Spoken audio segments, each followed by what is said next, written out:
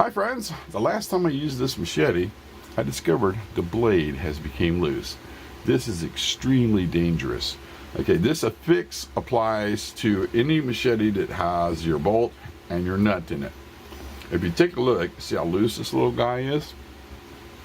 And you can see the shiny part here where the blade is actually moved away from the handle.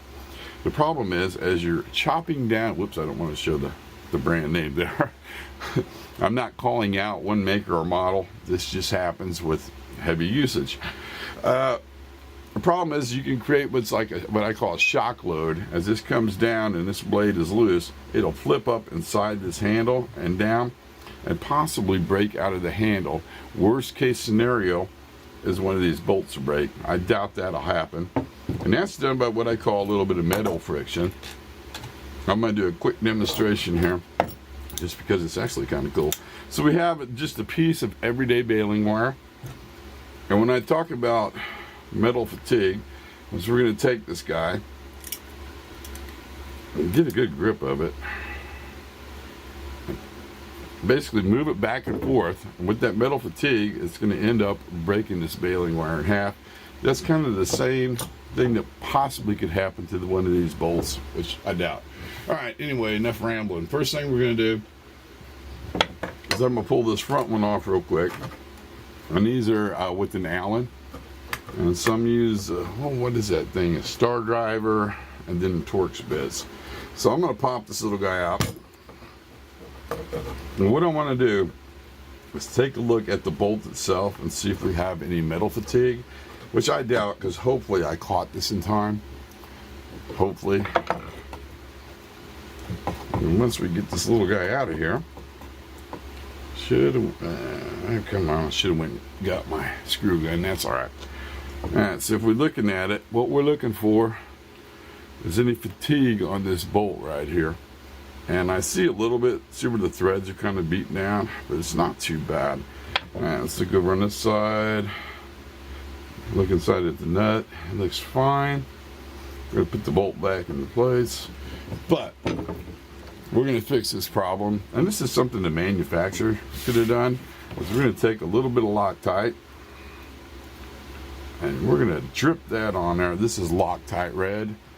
This stuff is strong. In fact, you have to heat it up to get it to break free. We're just going to put a little bit on there. Whoops. Flip that over like so. And we're going to run that back in, tighten it up. Now, I do not know the torque spec of these bolts on here. And yes, there is a torque spec like you would have in a car, how tight you can tighten them down before they start damaging things, or how you don't want them too loose. So what I want to do is I'm going to tighten it up until the blade quits moving. Then I'm going to tighten it down a little bit more. Now you don't want to over tighten it because that creates what I call like a shock load. It puts too much pressure on the handle, so if you hit it real hard, the handle will shatter, especially in the wintertime when she gets cold. So I want to put the blade back into place. I'm looking just to make sure that we see a little bit of the metal right there. Tighten it up, but there we go. I'm going to push it down a little bit. Then we'll simply torque this little guy down. All right. So now it's tight, and then I'm going to hit it one more time. Make sure it doesn't over tighten. We're going to release that shock load. Hit it one more time. There we go.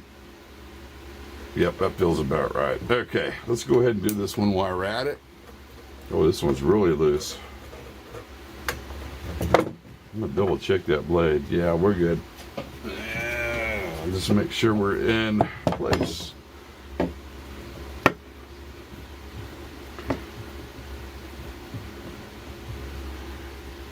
Zip this sucker out real quick.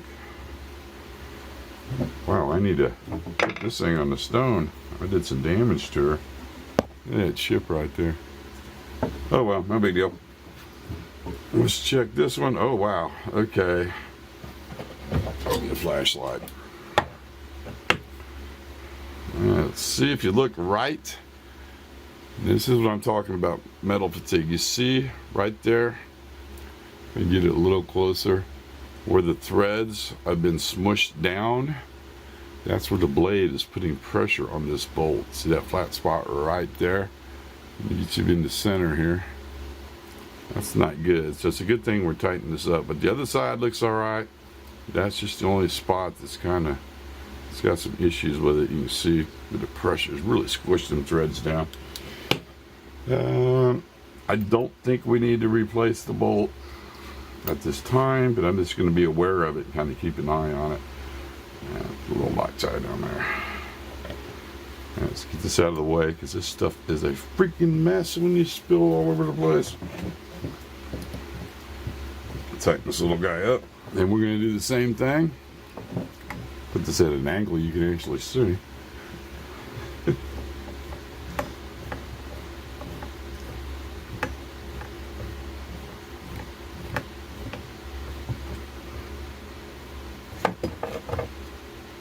Okay, making sure nothing is cracked here from tightening it. All right, we're going to take it down a little knot more. Going to release the shock load.